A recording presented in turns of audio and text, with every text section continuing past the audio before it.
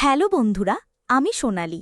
আজ আমি আমার জীবনে ঘটে যাওয়া এমন একটি কাহিনী তোমাদের শোনাব যা শুনলে তোমরাও অবাক হয়ে যাবে। যাকে আমি আমার ভদ্র বাবা মনে করতাম, আমি জানতাম না যে সে একজন কামুকের পূজারী হয়ে উঠবে। আমার তখন হুঁশ উঠে গিয়েছিল যখন আমার বাবা আমার সামনে এমন একটি শর্ত রাখলেন। হ্যালো বন্ধুরা, আমার নাম সোনালি। আমি এখন ২০ বছর বয়সী।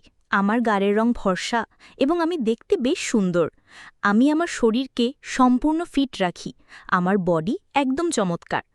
আমাদের বাড়িতে বাবা এবং আমার একটি ছোট বোন আছে।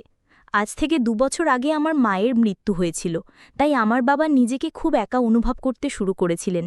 বাবার একাকিত্ব আমি সহজ করতে পারছিলাম না, কারণ তিনি খুবই বিষণ্ণ হয়ে পড়েছিলেন, কিন্তু তিনি আমাকে খুব ভালোবাসতেন। আমি বাবাকে খুশি রাখার জন্য সব চেষ্টা করছিলাম। কিছু সময় কেটে গেলে ধীরে ধীরে বাবার স্বভাবে কিছু পরিবর্তন আসতে শুরু করল। এখন বাবা আমার সাথে একজন বন্ধুর মতো থাকতে শুরু করেছিলেন। আমরা একে অপরের সাথে সব কথা শেয়ার করতে শুরু করেছিলাম, কিন্তু জানি না কেন বাবা আমাকে অদ্ভুত দৃষ্টিতে দেখতেন। একদিন জানি না বাবার মাথায় কি চলছিল, তিনি আমাকে বললেন, সোনালি, তোমার কি কোনো বয়ফ্রেন্ড আছে? আমি একদম ঘাবড়ে গেলাম যে বাবা এমন কথা কেন বলছেন, কিন্তু আমি বাবাকে না বলে উত্তর দিলাম যে আমার কোনো বয়ফ্রেন্ড নেই। তিনি আমাকে বলতে লাগলেন, সোনালি, তুমি আমার কাছে খুব সুন্দর লাগো, ঠিক যেমন তোমার মা দেখতে ছিল। এখন আমি তোমার সাথে যে অনুভূতি পাই তা যেন তোমার মায়ের সাথে পেতাম। বাবার এইসব কথা শুনে আমার হুঁশ উড়ে গিয়েছিল। এমন সময় সেখানে আমার ছোট বোন চলে এলো এবং বাবাকে কোনো কাজের জন্য মার্কেটে নিয়ে চলে গেল। আমি বাবার সেই কথা শুনে হতবাক হয়ে গিয়েছিলাম। এখন ধীরে ধীরে আমিও বাবার ওপর দৃষ্টি দিতে শুরু করেছিলাম। এইসব ভাবতে ভাবতে কখন যে আমার চোখে ঘুম এসে গেল আমি টেরও পাইনি। যখন আমি উঠলাম তখন দেখলাম বেশ অন্ধকার হয়ে গেছে এবং বাড়িতে কেউ নেই। সম্ভবত বাবা এবং আমার ছোট বোন এখনও মার্কেট থেকে ফেরেনি। তারপর আমি বাথরুমে গিয়ে গোসল করতে লাগলাম। এমন সময় বাবা এবং আমার বোন মার্কেট থেকে ফিরে এলো। আমি তাদের কাছে গিয়ে কথা বলতে লাগলাম। তারপর বাবা বাইরে কোনো কাজে চলে গেলেন এবং আমি বাড়ির কাজ করতে লাগলাম। আমি সারাদিন বাবার কথাই ভাবছিলাম যে তিনি আমাকে এমন কেন বললেন। এমন সময় আমার একটি সখী আমার কাছে এসে বলল, আরে সোনালি, তুমি কি ভাবছ? এতে আমি বললাম, না কবিতা, আমি তো কিছুই ভাবছি না। তারপর আমি তাকে জিজ্ঞাসা করলাম, কবিতা, কেউ কি অনলাইনে টাকা কামানোর উপায় বলতে পারবে, কিভাবে টাকা কামানো যায়? কারণ আমি চাইছিলাম যে আমি নিজে টাকা কামাই। এখন তো আমার পড়াশোনাও শেষ হতে চলেছে। কবিতা আমাকে রাগের দৃষ্টিতে দেখে বলল, আরে চল, আমাদের জন্য টাকা কামানো তো সাধারণ কথা। তারপর আমরা দুজনেই নিজ নিজ বাড়ির দিকে রওনা দিলাম, কারণ আমাদের কলেজের ক্লাস শেষ হয়ে গিয়েছিল। আমার বান্ধবী তার বাড়ির দিকে যাচ্ছিল এবং আমি আমার বাড়ির দিকে যাচ্ছিলাম। এমন সময় রাস্তায় আমি আমার বাবাকে দেখলাম। তাকে দেখে আমি একদম চমকে গেলাম। বাবা তার সাথে অন্য একজন মহিলাকে নিয়ে ঘুরছিলেন এবং তাকে শপিং করাচ্ছিলেন। পরে আমি দেখলাম তারা কোনো হোটেলের দিকে যাচ্ছেন। আমার তাদের ওপর প্রচণ্ড রাগ হচ্ছিল যে বাবা কিভাবে এমন কোনো অপরিচিতা মহিলাকে নিয়ে মার্কেটে ঘুরছেন এবং তার সব টাকা নষ্ট করছেন। তারপর আমি সেই রাগেই বাড়ি চলে এলাম এবং বাবার ফিরে আসার অপেক্ষা করতে লাগলাম।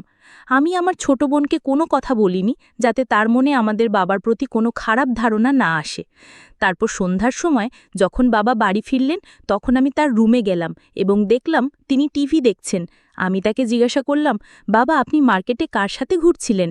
আপনার এমনভাবে ঘোরা ঠিক নয়, কারণ কিছুদিন আগেই তো আমাদের মায়ের মৃত্যু হয়েছে। লোকেরা কি ভাববে? বাবা বললেন, না সোনালি, আমি ঘুরব, আমার কারো পরোয়া নেই। তার সাথে ঘুরতে আমার বেশ মজা লাগে এবং আমার জন্য এটাই ঠিক। এখন না ঘুরলে কখন ঘুরব? তিনি আমাকে রাগে বলছিলেন। আমি তাকে অনেকবার বোঝানোর চেষ্টা করলাম যে আপনি এমন করবেন না, কিন্তু তিনি মানছিলেন না। আমার অনেক চেষ্টার পর তিনি বললেন, ঠিক আছে, তার সাথে আর ঘুরব না, কিন্তু আমারও একটি শর্ত আছে। যদি তুমি তা পূরণ করো তবে আমি তার সাথে থাকাও ছেড়ে দেব। আমি বললাম, হ্যাঁ বলুন, কি শর্ত?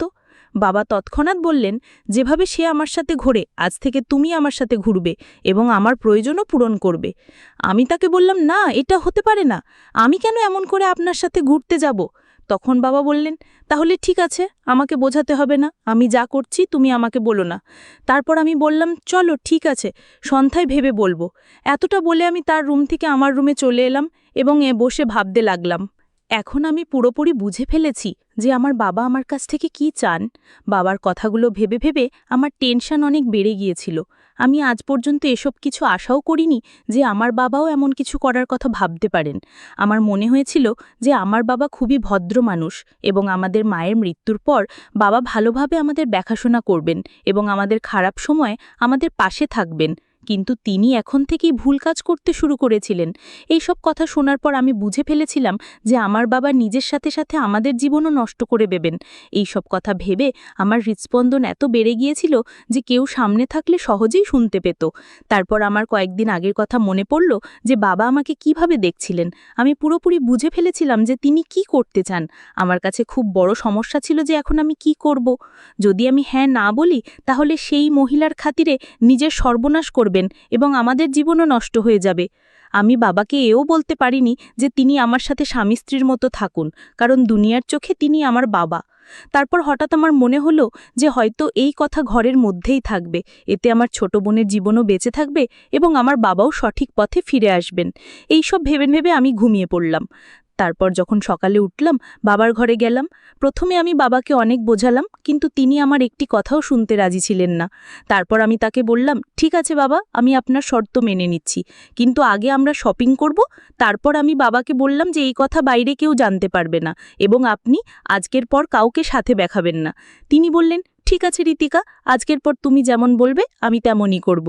বাবার কথা শোনার পর আমি তার কাছে গেলাম যার সাথে আমার বাবা এদিক ওদিক ঘুরতেন এবং তাকে ভালোভাবে বুঝিয়ে এলাম।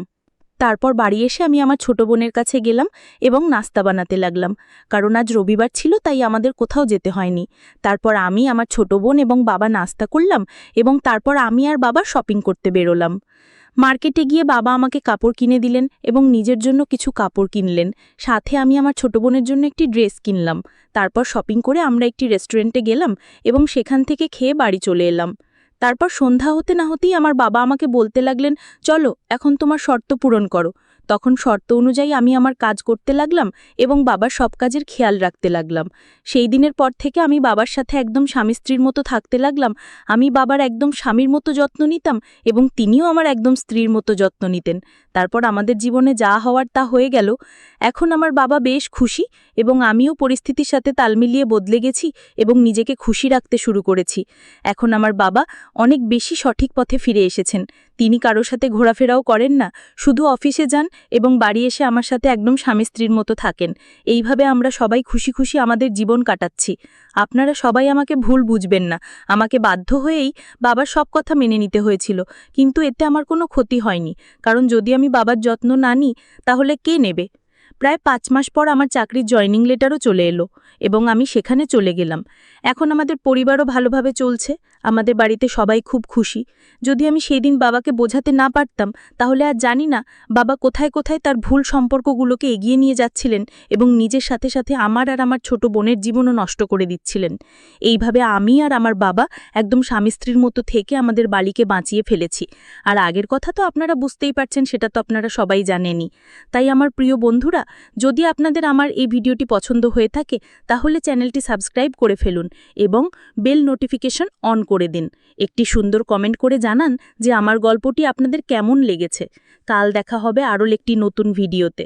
ধন্যবাদ।